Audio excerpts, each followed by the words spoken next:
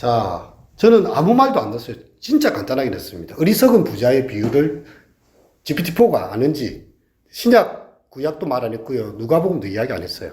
그냥 어리석은 부자의 비유라고 이야기했습니다. 얘가 어떻게 아는지. 그리고 초등학교 2학년 수준으로 요약해줘.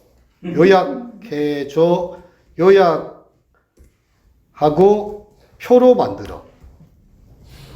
자, 명령을 하나 더 넣었죠. 어떻게 하는지 보십시오. 지금 제가 간단히 냈잖아요. 근데 지금 원래 한글, 영어 이렇게 다 혼용되는데 요즘은 GPT와 관련된 이런 프로그램들이 많아가지고 한글로 치면 영어로 바로 전환시켜주고 영어로 답을 하고 나서 한글로 바로 번역해주는데 번역 속도나 정확도가 굉장히 뛰어납니다. 자, 볼까요? 저는 한글로 물었습니다. 자. 뭐 그리 빨라? 또 이렇게 바로 답해요. 여러분이 한번 읽어보시면,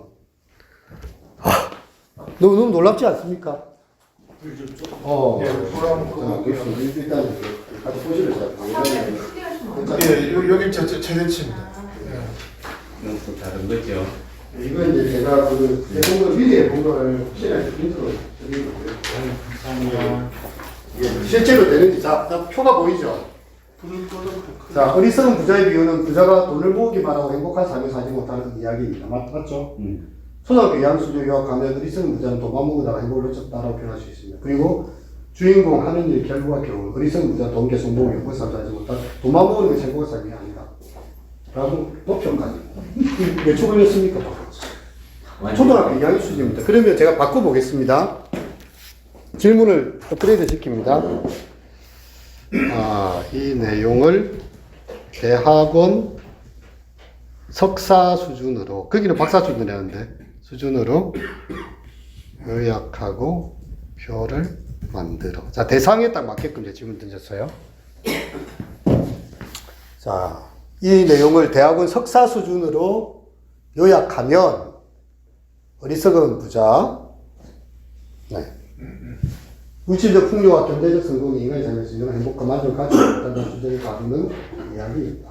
이 비유는 삶의 균형과 정신적 가치를 강조하며 사회와 개인에게 과도한 소비주의와 질주에 대한 경계를 비춰줍니다. 표로 표현했다 맞습니다. 방법, 전략, 짝, 중요한 단어죠. 성경을 얘가 지금 다 알고 있다는 거예요. 이 내용을. 예, 신약 성경 몇 페이지, 누가복음 11일 말 안 해도 주요 주제, 이야기 구조, 사회적 시사점, 성도들이 이걸 한다니까요. 목사님 설교하고 있으면 GPT 물어보면 목사님 제대로 설교하고 있는지. 이렇게 대학원 수준의 과도한 소비주의, 물질주의에 대한 경계 이렇게 좀 저렇게 해서 뭐 대본도 만들어주세요. 대본도 만들어줍니다. 자, 볼까요? 자, 그러면 이거는 약간 간단한 거였어요. 요약하는 거죠, 요약. 요약은 할 수 있겠다. 근데 수준을 다 달리 할 수 있겠죠. 대상도 다 달리 할 수 있겠고.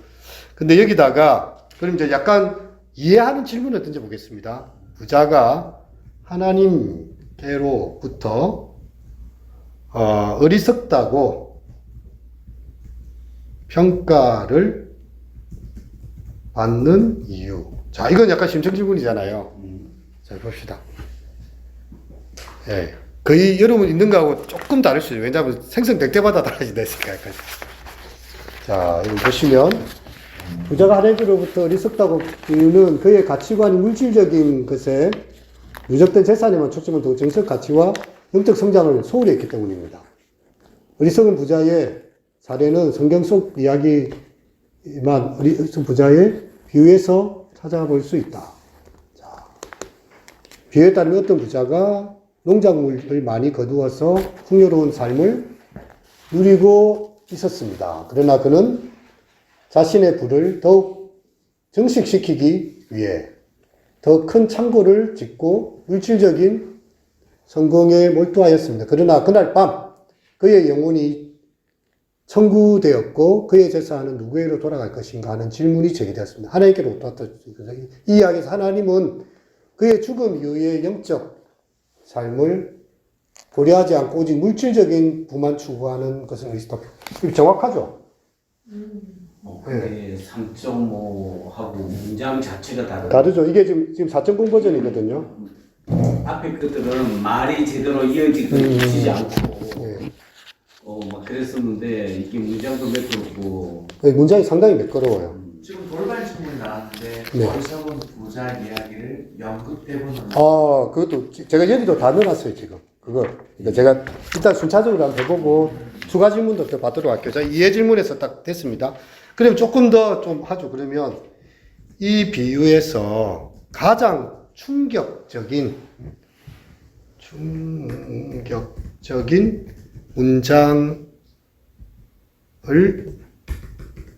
문장을 고르고 그 이유를 설명하시오. 자, 충격적인 문장 골라봐라는 거예요. 이 본문 안에서. 자, 뭐라고 이야기합니까?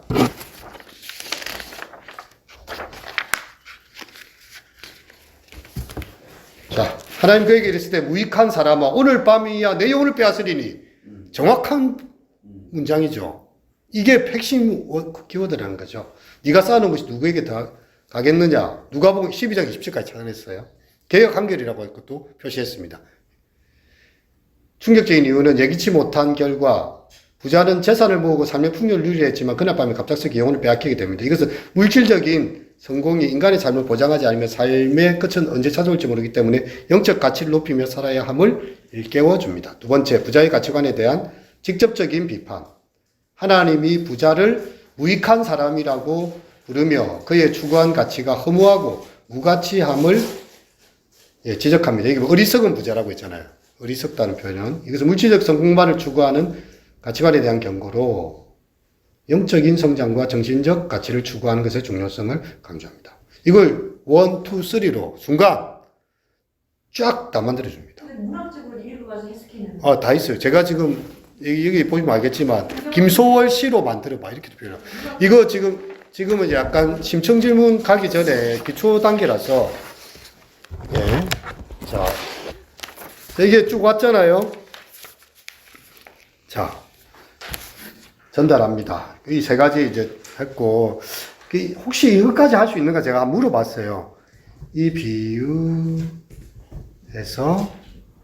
반복되는 단어나 비교되는 문장을 찾아 표로 정리해줘. 우리는 표로 정리하면 편하잖아요. 눈에 확 들어오니까. 반복되는 단어나 비교되는 문장을 찾아서 표로 정리하면 다음과 같습니다. 아주 친절하게 해주네요. 카테고리 딱 만드네. 단어 문장, 설명 쫙쫙 만듭니다. 반복, 창고, 농작. 이거 다 찾아내잖아요. 창고나 농작물 부자는 다 좀 반복되고 비슷한 그런 거죠, 그죠? 농작물 모으고 창고 재산 모으는 과정 이렇게 표현했다. 비교, 물질적 풍요와 영적 가치를 비교하고 있다. 이거 지금 이 정도 나오는 거는 쉽지 않거든요. 반복되는 문장과 대표되는 문장을 찾아서 그 의미를 딱딱딱딱 지금 순간표로 다 정리해주고 있어요. 비교, 인간의 짧다, 그죠? 그리고 영혼은 무궁하다, 영혼. 그래서 이 비유에서 반복되는 요소와 비교되는 문장을 한눈에 파악할 수 있습니다. 목사님이 설교로 이렇게 자료를 찾아서 바로바로 쓸 수 있는. 그렇죠. 왜냐하면 이거 자기가 직접 PBS 할 때 보면 성경을 많이 읽고 이게 도표와 정리를 해야 되거든요. 이게 지금까지 이해 질문이었어요. 이해. 약간은 그래도 이제 분석 들어갑니다. 분석. 자, 문맥을 질문해 볼게요. 누가복음 12장이라고 이제 나왔으니까 12장의 전 문맥과 후 문맥 속에서 본문의 의미를 설명해 줘. 자, 그리고 이제 전후 문맥까지 다 파악한 거예요. 우리가 성경을 보면 문맥적으로 읽어야 되잖아요. 제자들과 함께 여러 가지 주제에 대해서 예수님 가르치심을 하는 내용을 담고 있죠, 전체적으로. 예수님 경고와 훈계가 나오고요. 교훈을 통해 제자들에게 믿음의 중요성, 영적 경계, 그리고 하나님과의 관계에 대해서 이야기합니다. 본문의 어리석은 부자의 비유는 누가복음 12장 13절 21절 9절에 나타납니다. 이 비유는 전문맥에서 군중 속에 한 사람이 나오죠. 자기 형과 상속을 이것까지도 다 알고 있어요. 얘가. 딱 그 우리가 아는 본문이잖아요. 그래서 상속을 나눠달라고 하니까 예수께서 대답을 하셨다는 거예요. 문맥을 알고 있다는 거지. 그래서 나는 판사는 상속자가 아니다라고 이야기하시고 탐심을 버리라는 경고로서 이 부분을 줬다. 이러면 틀립니까? 도리어 문맥을 무시하고 설교하는 목회자보다도 더 문맥적으로 성경을 보고 있어요. 설교가 그 신학교가 대학교가 이렇게 지금 필요 없으시나요? 아니, 지금 보고 계시잖아요. 지금 제가 질문 던지고 나는데 그 수초가 안 돼서 그대로 대답 다 하잖아요. 그래서 본문에서는 물질적 성경에 집중하다 갑자기 좀 후문맥까지 보여줍니다. 어리석은 부자에 비해서도 계속해서 예수 하나님 신뢰하고 참된 풍요에 대해서 가르침을 또 전하고 있죠. 제자들에게 걱정하지 말라고 하나님 나라를 찾으라며 마음이 있는 곳에 보물이 있다. 야, 이 부분까지. 9절도 22절, 34절 딱 정해주잖아요. 그래서 여러분들이 정확하게 보려면 성경 찾아보고 확인해 보면 딱 좋아요. 혹시 얘가 거짓말 하는지는. 그래서 전후문을 보면 의성 부자의 비유는 하나님 나라를 추구하고 역적까지 중요시하는 삶의 방향을 제시한다. 이는 인간의 삶이 물질적 성공을 의존하지 않고 영원한 가치와 하나님과의 관계를 기반으로 해야 함을 강조하는 교훈입니다. 아이고, 자, 이거 참 전후문에 잘 대답한 것 같죠. 그럼 제가 더 질문 더 좀 날카로운 질문 드릴게요. 이 비유에 등장하는 부자 같은 이가 1세기 그 당시 팔레스타인에 실제 존재했나요? 자, 예수님의 비유로 이야기하는지 실제로 그 사람 존재했는지 물어보는 거예요. 자, 봅니다. 비유에서 등장하는 어리석은 부자는 구체적인 인물을 가리키는 것은 아니라 예수님이 전달하려는 교훈을 설명하기 위해 사용된 허구적인 것들, 비유라는 걸 알고 있죠, 얘가. 이런 비유를 통해서 당시 팔레스타인 지역의 사람들이 경험할 수 있는 현실적인 상황을 바탕으로 영적 가치와 물질주의에 대한 깊이 있는 메시지를 전달합니다. 그러나 1세기에 실제로 팔레스타인에는 농업과 상업을 통해 부를 축적한 사람들이 분명히 존재했습니다. 이들 일부는 본문의 어리석은 부자와 같이 물질적인 부와 성공에만 집중하였을 가능성이 있습니다. 그러므로 비록 비유 속의 어리석은 부자가 구체적인 인물을 대표하지는 않지만 그의 삶과 가치관은 당시 사회에서 일부 사람들의 삶을 반영하고 있습니다. 이 주석 찾아보면 세포리스라는 그 지역에 예수님이 있던 나사렛 가까운 데 세포리스라고 있거든요. 그 지역에는 상위 1%의 이런 분홍이 있었어요, 사실은. 이걸 있었다는 것도 알고 있고, 하지만 이 본문은 비유라는 것도 다 이야기하고 있어요. 제가 이제 그 1세기 상황까지 질문 던진 거잖아요. 그럼 이제 계속 더 이제 심층 질문 할 수 있지만, 이제 확장해서 질문하겠습니다. 심층해서. 그럼 21세기, 자, 물어볼게요. 21세기 디지털 시대. 얘가 MZ라는 말을 알까요? MZ. 잠시만. MZ 세대. 예. 이 비유는 어떤 메시지가 될까? 이제 오늘날로 질문하는 거죠. 이 과거의 질문이 디지털 시대고 MZ 세대야. MZ라는 말을 아는지 이 본문이 가진 유역성을 본 21세기 디지털 시대 MZ 세대에게 어리석은 부자의 비유는 여전히 중요한 메시지를 전달합니다. MZ 세대는 현대 사회에서 물질주의와 소비주의가 지배적인 영향을 미치는 시대에 살고 있습니다. 디지털 기술과 소셜 미디어는 정보 접근성을 높여주고 새로운 기회를 제공하지만 동시에 물질적인 성공과 인기에 대한 강렬한 욕구를 부추기기도 합니다. 맞죠? 이 비유는 MZ 세대에게 다음과 같은 메시지를 전달합니다. 첫째, 영적 가치와 인간의 본질적 가치를 중시하라. 물질적인 성공과 소유물에만 초점을 두지 말고 영적 가치와 인간의 본질적인 가치에 대해 깊이 생각하고 그것을 추구해야 한다. 두 번째, 삶의 균형을 찾아야 한다. 물질적인 풍요와 영적 가치 사이에 균형을 찾아야 한다. 경제적 성공과 정신적 성장이 서로 상호 보완적인 관계를 가져야 한다. 노력해야 한다. 이게 생성 AI거든요. 저너레이티브가 GPT의 G자예요. 생성한다는 거죠. 순간적으로 종합해가 생성한다는 거죠. 미래에 대한 투자를 잊지 말고 물질적인 풍요는 일시적이니까 미래에 대한 투자로 영적 가치를 찾으라. 자신의 인생 목표와 가치관을 확립하고 지속 가능한 개인 발전과 영향력을 추구해야 한다. 믿게 해야지. 사회적 책임감을 기르라.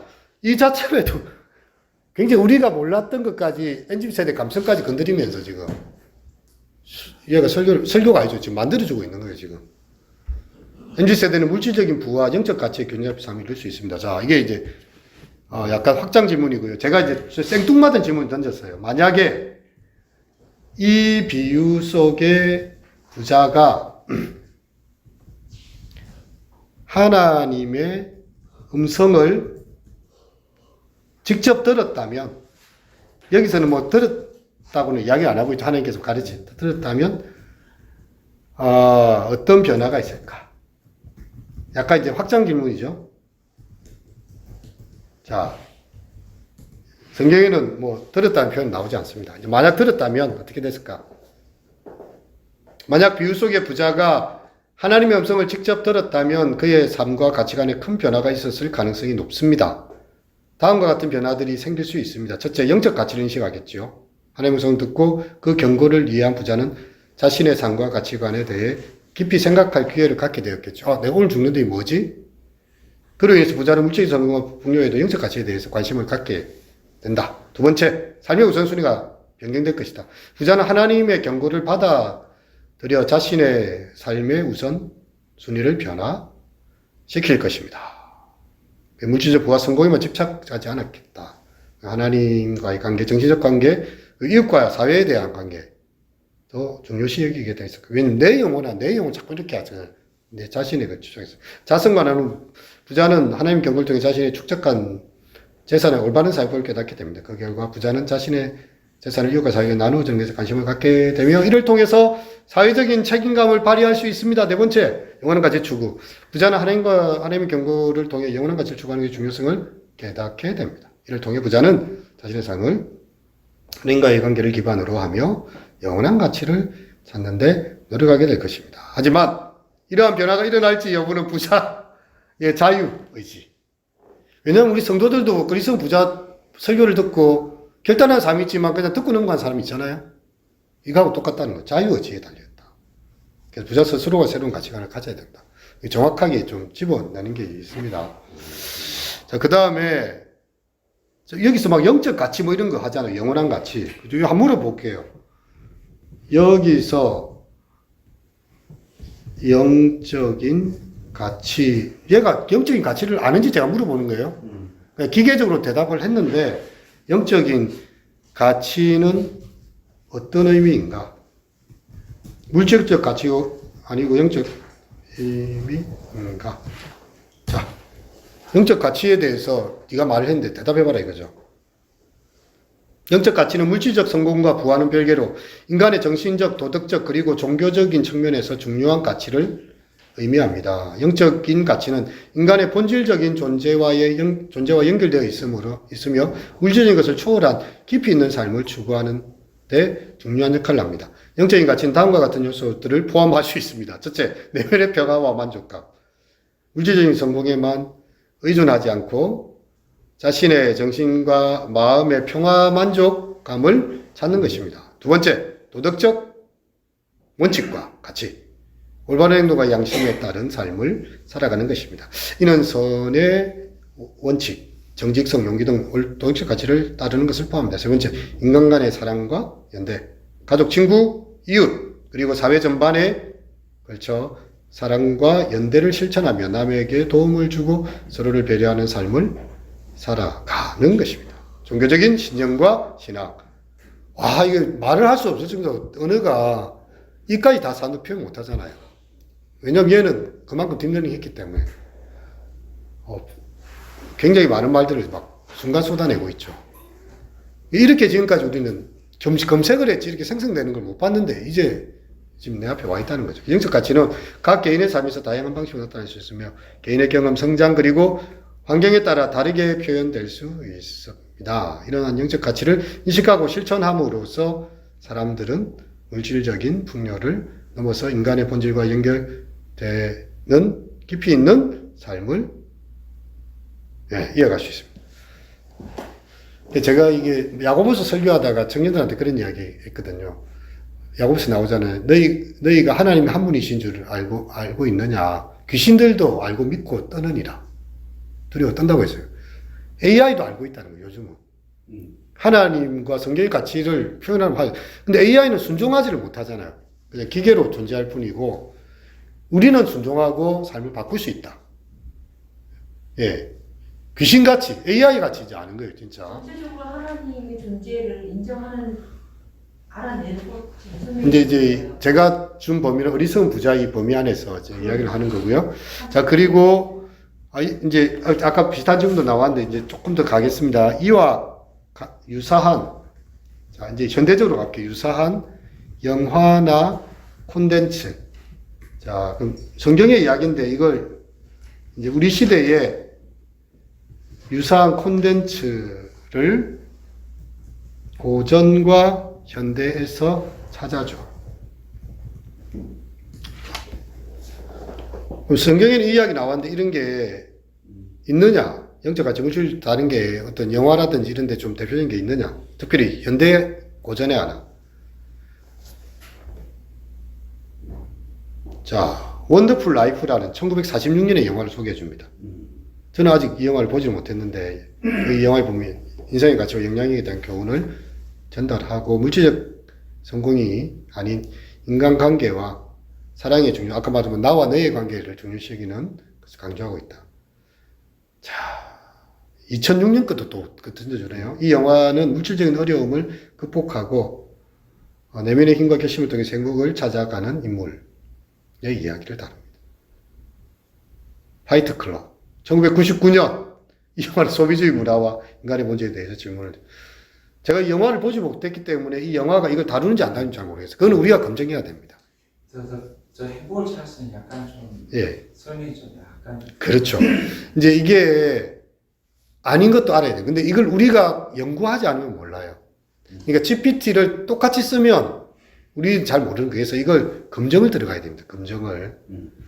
콘텐츠는 팟캐스트. 약간은 그래도 맞는데 약간 좀 깊이가 떨어지는. 맞습니다. 짧게 예. 했어서. 그렇지. 테드 강연에도 이런 거 나오고, 뭐 하여튼, 제가 이거 하실 때하고 또 달라요.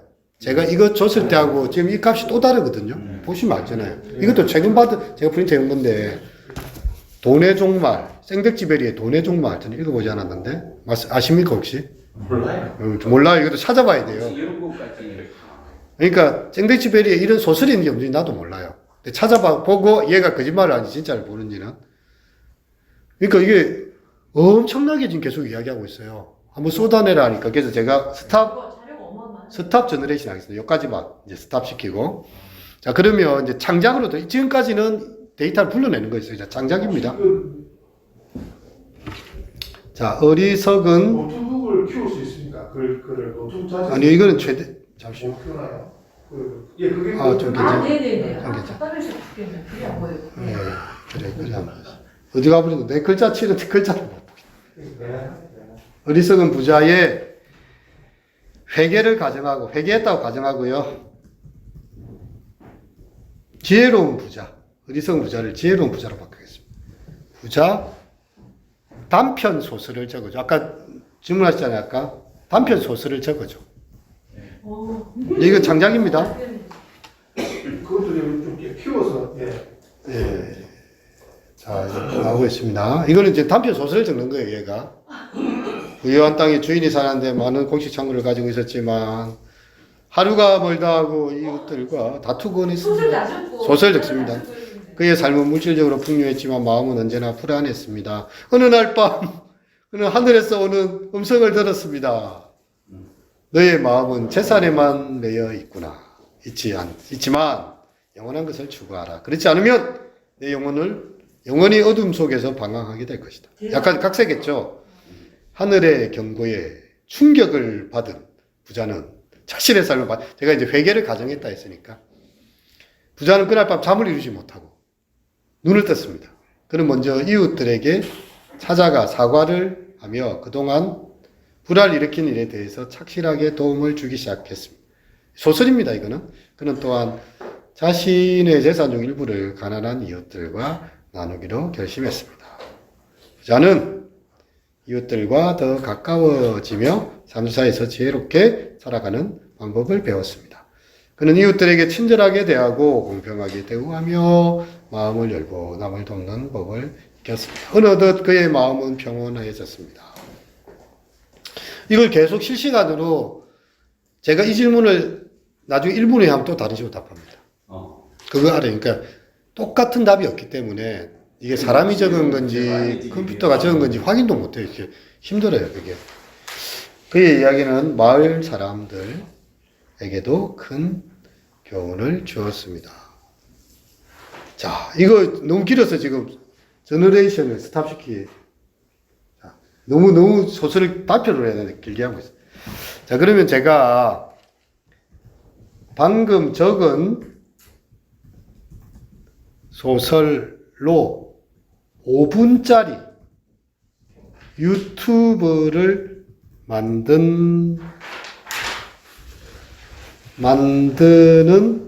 시나리오를 표로 만들어.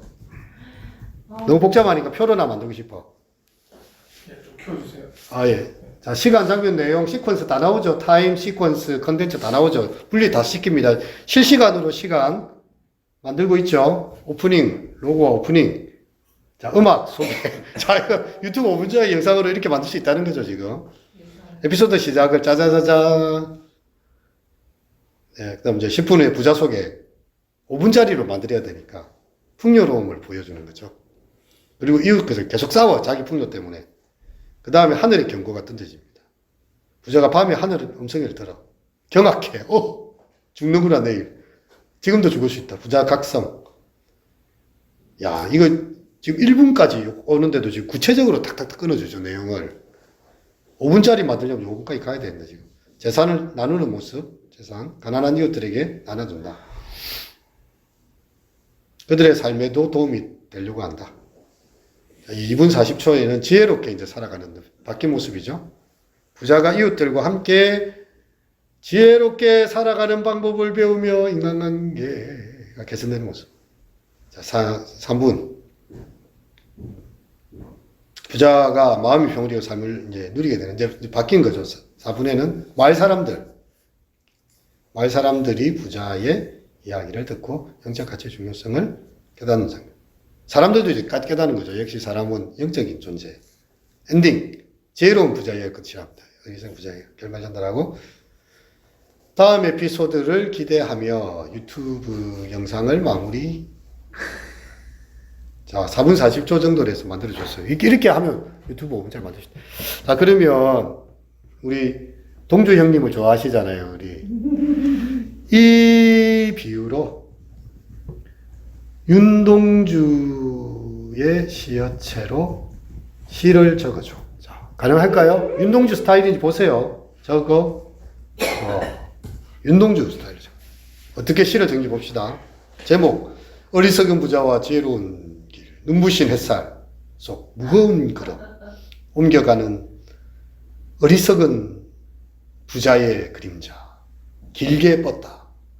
가슴에 쌓인 금은 눈에 띄나 내면에 피어나는 영혼의 꽃은 보이지 않는. 좀 윤동주 스타일 맞습니까? 윤동주 시를 많이 읽으셨잖아요. 하늘의 음성이 울려와 어리석은 충격의 파도 가슴이 휩쓸어 어리석은 부자 깨닫기 시작하리라. 물질만 쫓는 것은 헛된 꿈인 줄. 윤동주 시어체 맞습니다. 맞습니까? 아, 윤동주 읽은 사람은 아는 거예요. 이게 거짓말한지 아닌지는. 울분해졌던 얼굴, 부드럽게 변해가 이웃의 손을 꼭 잡고 걷는 거예요. 내면에 숨겨진 영혼의 여러분, 보통 사람이 이 정도씩 적을 수 있나요? 그런 형태. 그걸 보고 그 안에 가슴꽃, 영혼의 꽃 피어나는 그날 윤동주의 향기도 함께 소리칠 것이요. 윤동주까지 집어넣어 버리네. 내면의 세계를 찾아가는 길, 지혜로운 부자, 그 영원한 가치를 누리리. 근데 새로운 길을 패러디하면서 새로운 길. 그러니까 지금 아시잖아요. 그러니까 우리가 알고 있으면 이 내비게이션의 방향이 보이는 거예요. 그럼 이제 제가 이걸 시를 바꿔볼게요. 이 비유를 우리 한국의 가장 유명한 김소월 시 스타일로 적어줘. 할 때마다 달라진다는 게 되지. 김소월 씨가 만든지 한번 보십시오. 가슴 속에 물든 꽃. 제목이에요. 산마른 높이 눈을 끌어 올린 채 물질의 감옥에 빠진 어리석은 부자. 골짜기 깊은 곳에서 가려진 영혼의 꽃은 몰래 무르익어 간다. 긴밤 찾아온 하늘의 소리. 부자의 깊은 잠결에 퍼진다. 어둠 속에 떨어진 씨앗 하나. 가슴 속에 희미한 불빛이 돼요. 이 김소월 씨 좀 아십니까? 김소월의 그 시의 단어들을 다 종합해서 예. 빛을 찾아내는 거예요. 김소월 책을 딥러닝 했겠죠. 김소월 씨를 알고 그 스타일대로 윤동자하고는 다른 스타일이죠. 또 김솔로 노래가 되거든요. 김소월 이거 넣어주네 또. 김소월의 노래되어 물든다. 영혼의 꽃이 가슴에 물들이려도. 약간 김소월의 그 느낌을 약간 살리는 것 같기도 해요. 그죠? 약간 느낌이 있습니다. 약간 그 소월의 단어들을 가져오고 그 단어 가져오죠. 자, 막 이렇게 질문하고 이제 여기 넣지 않았지만 제가 이제 돌발 질문도 한번 던져봤거든요. 다른 쪽에 안 넣어봤는데. 그게 없지만 한번 해볼게요. 어리석은 부자의 비유와 이제 다른 성경 본문과 비교해서 유사한 성경 본문이나 이야기 찾아줘. 자, 성경에서 어리석은 부자와 유사한 게 어떤 게 있는지 물어봤습니다. 성경 전체에 대한 이해가 있어야 되죠, 이거는. 성경 이야기로 부자와 나사로 이야기다. 리치맨이라고 했는데 부자와 나사로 이야기를 딱 끌어왔어요.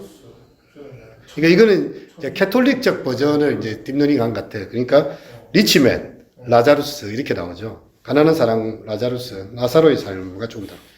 지상에서 부유한 삶을 살지만 영적 가치를 중요시하지 않습니다.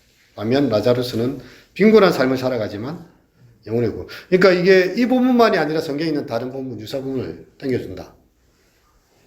더 구체적으로 질문하면 더 구체적으로 답을 하게 되어 있습니다. 그러고 이제 또 스탑 시키고 제가 이제 그냥 간단히 표현하겠습니다. 위 내용을 종합해서 A4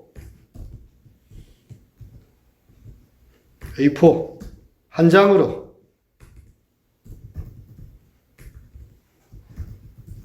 설교문을 적어줘. 설교문 적어달라는 거예요. 이게 지금 주문 다 하고 종합해라는 거예요. 종합 정리. 제목도 정해줍니다. 영적인 풍요의 중요성. 리치맨과 라자루스. 설교편이 지금 나오네요. 친애하는 형제자매로 바로 나오죠. 친애의 형제자매. 네, 성경 속 두 가지 이야기. 캐톨릭 느낌이네. 그러니까 캐톨릭의 빅데이터가 이쪽에 많이 좀 네, 들어갔다는 느낌. 겁니다. 예. 저렇게. 설교문이 이게 이제 서론 부분이죠. 친애하는 형제자매 다 나오잖아요. 근데 이걸 가지고 설교자가 읽어줘도 사람들은 왜냐하면 성경에 있는 내용이 지금 거의 이게 약간 필터링은 되겠지만 다 적어준다니까요. 지금 제가 이거 하는데 10분 걸리겠습니까? 설교문도 안 되는데. 이거 한 1분 안에 끝납니다. 설교문 한 편이 1분 안에 끝나요. 결국 요거는 이제 질문을 어떻게 하냐에 따라서 그렇죠. 이거 효과가 그렇죠. 그러니까 질문을 한다는 거는 내가 이해를 하고 있다는 거예요. 아는 사람이 질문을 할 수 있고 좋은 질문을 할 수 있고 좋은 질문을 했기 때문에 좋은 답을 얻을 수 있는 거예요. 막연하게 질문하면요. 막연하게 나와요. 아는 만큼 좀. 아는 만큼. 그러니까 더 설교자가 치열하게 공부해야 된다는 거죠. 그래서 이 리치맨과 라자루스 이야기를 또 이 어리석은 부자 비유와 같이 합쳐가지고 막 설교를 이제 이렇게 합니다. 그렇게 고민 안 해도 어, 단어만 몇 개를 끼워도 네. 쭉 같이 따라오니까 예. 알고리 질문에서 전체를 몇 개 질문하면 네. 설교문 하나 나오겠는데. 그러니까 이제 일단 A4 한 장으로 했고 A4 두 장으로 하면 두 장으로 해요. 세 장으로 하면 세 장으로 하고. 이거 요구까지도 다, 그리고 대상을 아까 이야기했잖아요. 대학은 박사 수준으로 이야기해라, 단어를. 그럼 그에 맞춰서 해주고요. 유치원 애들 듣는 수준으로 해라, 그렇게 딱 만들어줘. 요거를 어떻게 할 수 있는데요? 약간 GPT? 이 GPT-4 쓴 거고, 네, 그거를 3.5는 개방돼 있으니까 3.5 써볼 수 있죠. 우리가 이제 가입을 해야 돼요. 그렇죠. 가입하면 누구나 쓸 수 있죠. 근데 이제 GPT-4로 가면 요즘 사람들이 너무 많이 쓰니까 이게 락이 걸리잖아요. 조금씩 이렇게 다 안 되고 하니까 4는 이제 그거를 좀 해결한 거죠. 지금 목사님은 뭐 하고? 저는 이제 4로 한 거예요. 4를. 그리고 3.5 거는 제가 예전에 만들어 놓은 게 있거든요. 그거 우리 단톡방에 하나 공유를 해드릴게요. 3.5와 4.0을 비교하면 확실히 다른 걸 느껴요. 아니, 그거보다도 이제 내가 가입할 수 있도록 그걸 가입해야지. 가입하는 거는 3.5는 누구나 다 가입해요. 어떻게? 그냥 들어가가지고 GPT 가입하는 거 그 있거든요. 찾아보면 다 나와요, 그냥. 다 있어요, 다 있어. 근데 아무도 지금 가입 안 했죠. 가입하셨습니까? 저희 하다가 이제 중간에 조금 이게 트래픽이 많이 걸리든지 이렇게 하면 약간 좀 그걸 수도 있고요. 이렇게 갑니다. 네, 그러면 그림을 붙여가지고 하니까 만들 그림이 나오더라고요. 어리석은 부자 비유 설교를 표로 만들어. 그냥 보는 것도 귀찮아. 이제 표로 만들어. 비유 설교 내용은 이제 아예 표로 만듭니다. 그냥 아까 유튜브 채널 만들듯이 순서 1 서론 어리석은 부자 비유와 오늘날의 적용에 대한 간단한 소개. 비유 소개.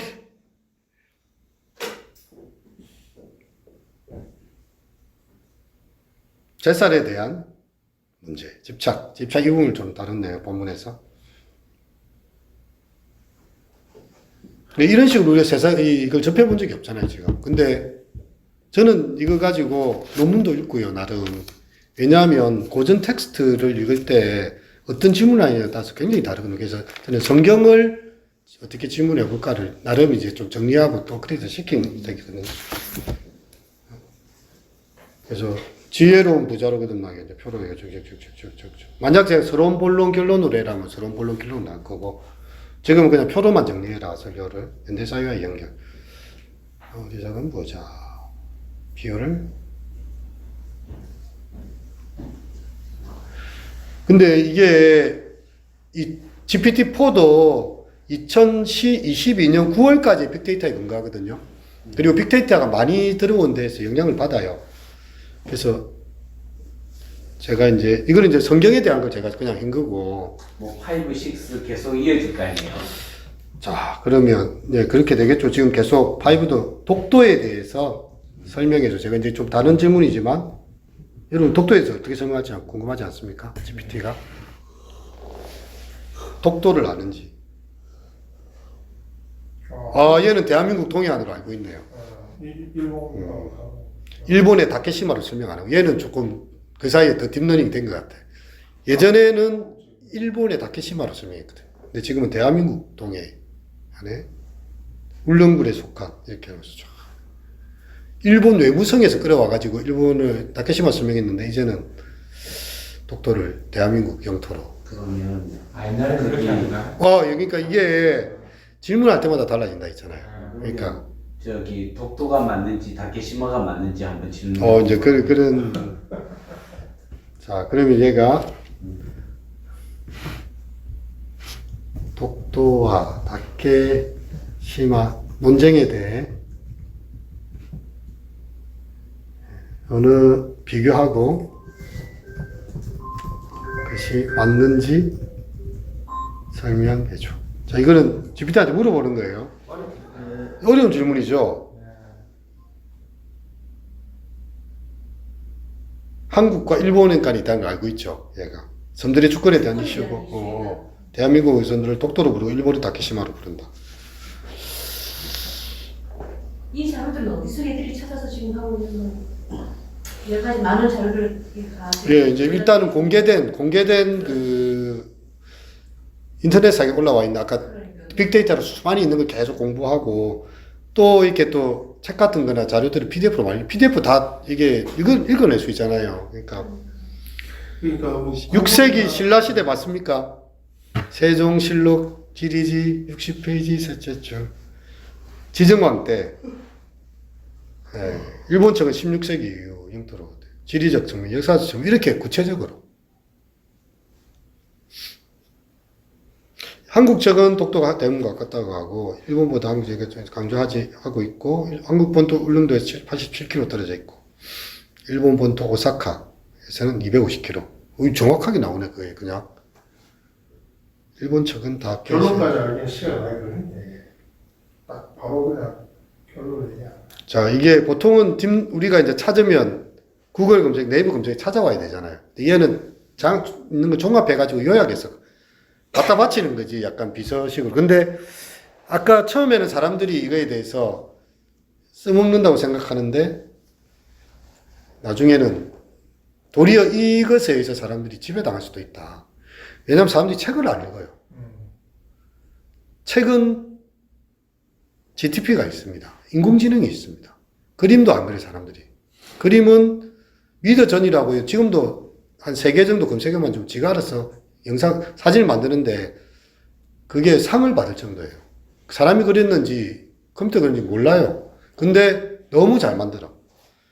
우리가 잘 모르는 것까지도 이야기를 다 하고 있어요. 이렇게 얘기하면 끝내 결론 뭐 어느 쪽이다 이렇게 나가. 그렇지. 합의는 아직 이루어지지 않는. 이게 왜 합의를 이루어지지 않게 일본 쪽에서 계속 분쟁 지역을 만들고 있거든요. 우리 입장에서는 단호하죠. 독도는 우리 거다. 사람들의 사회적인 이데올로기나 사람들의 조직적인 어떤 체계를 시켜야 할 이슈를 만들 때 네. 얘네들이 지배할 수 있다는 그렇죠.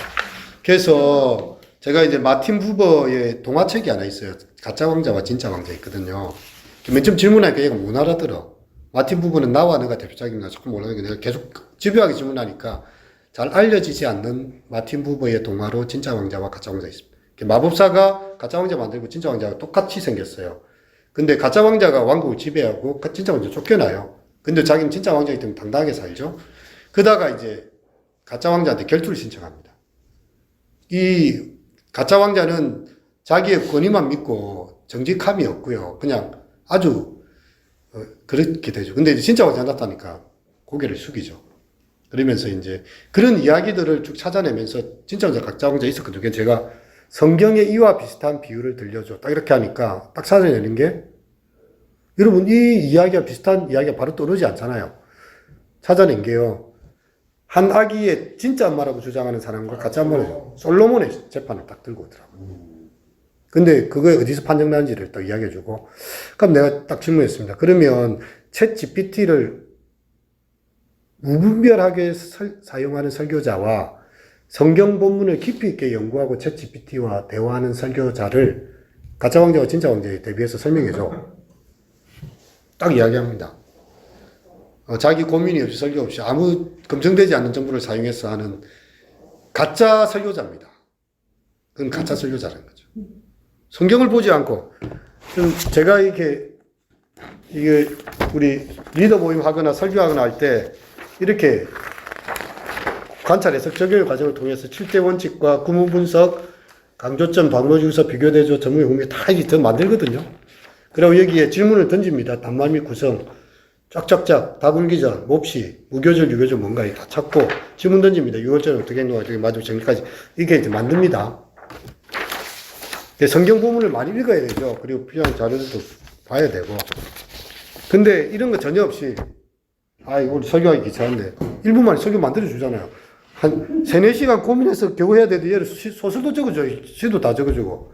이렇게 무분별하게 사용하는 사람은 출처의 근거도 불분명하고 그에 대해서 기도도 하지 않고 노력도 하지 않고 그런 사람이 가짜다. 가짜 목사다. 얘가 이야기하더라니까요.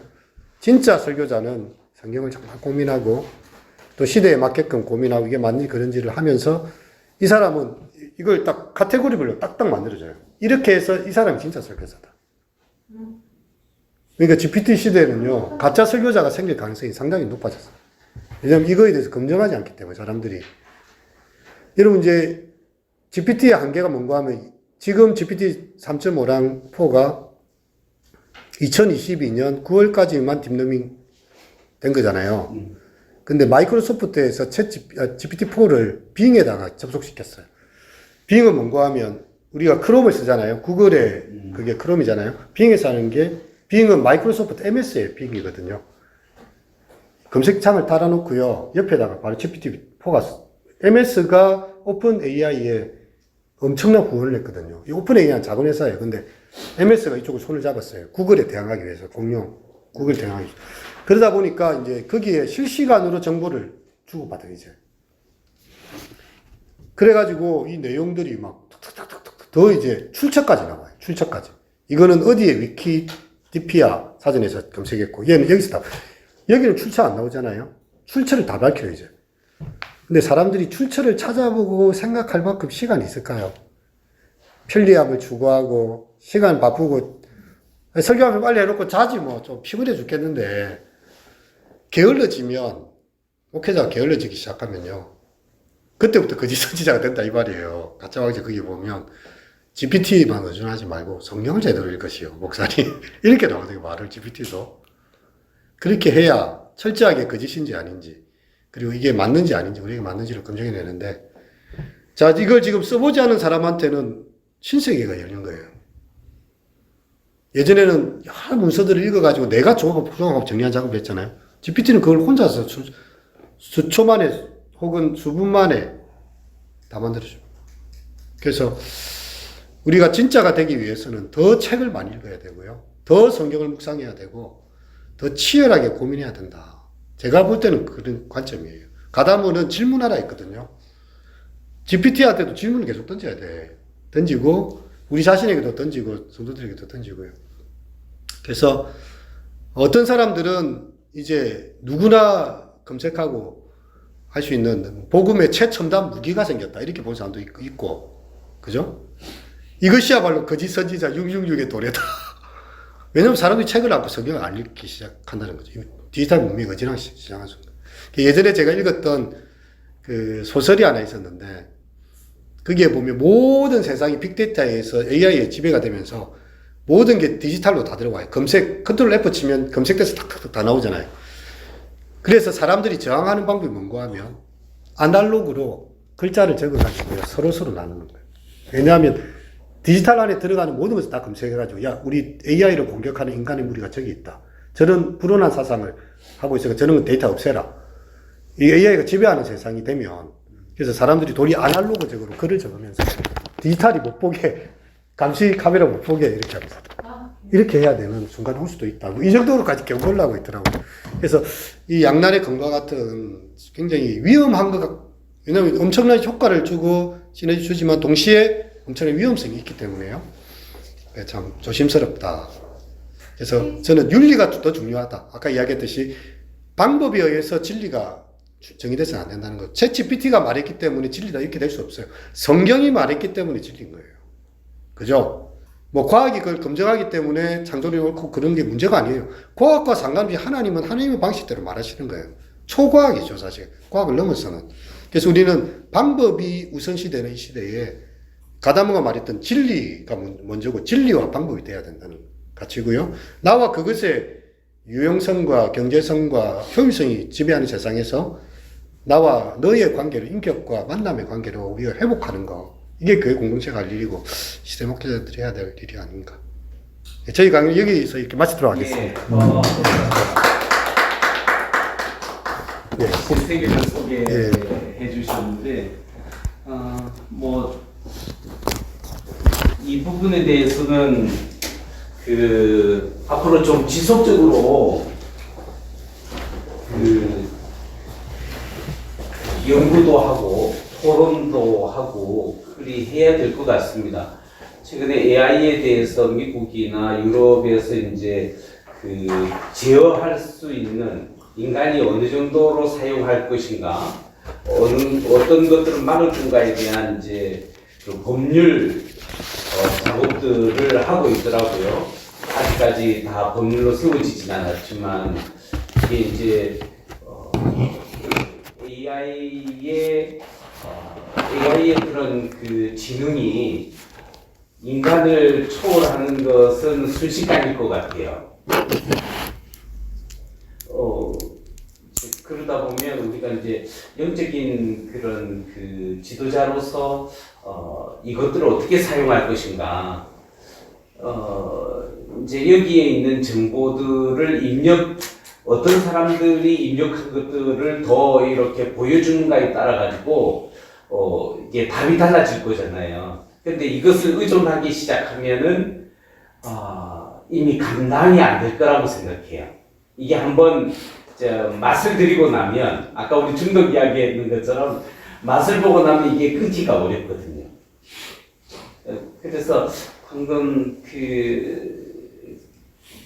설명해 주신 김 목사님처럼 주도적인 입장에서 도움을 받기 위해 가지고 정확한 질문을 통해서 보충받는 것은 매우 바람직한 긍정적인 방법이지만 이것을 의존해가지고 특별히 이게 현대인들이 다른데 관심들이 많기 때문에 시간이 많이 부족하잖아요. 늘 바쁘다라고 하는데 이 바쁜 것을 극복하기 위해서 이런 것들을 사용할 때 이제 우리 그 윤리적인 문제들이 봉착하게 될 것 같고 이것들을 어떻게 극복할 것인가는 처음 시작 단계부터 이게 판도라의 상자라고 보여져요. 안 태어났으면 좋을 뻔한 건데 이것이 태어남으로써 인류가 제어할 수 없는 그 666이나 심지어는 적글서적인 어떤 뭐랄까 전 세계를 통제 가능하게 하는 이런 시스템으로 저기 발전할 가능성은 충분히 있다고 보는 거죠. 설문 쉬워봤습니다. 예, 이제 그런 의미에서 저는 오늘부터 이런 강의를 통해 가지고 이 AI가 주는 이 정보들을 어떻게 검증할 것인가에 대해서 한 번 더 관심도 가지고 우리가 설교를 이제 그 다스베이단가 거기에서 그 챗GPT의 전문학자가 나와가지고 강의하는 것을 들으니까 얘는 이게 윤리의식이 전혀 없기 때문에 이게 계속해서 뭔가 답을 갖다가 주고 자기는 모른다라거나 스톱 뭐 이런 명령을 잘 모른대요. 그래가지고 무조건 무슨 답을 갖다가 내놓으려고 노력을 하다 보면 엉뚱한 이야기들을 많이 해놓고 이것들을 검증 없이 이제 받아서 사용할 때에 거기에는 엄청난 오류가 생길 수 있다라고 하는 것 이야기를 하던데 그런 부분이 우리에게 심각하게 다가올 수 있다 생각해요. 그렇죠. 구글이나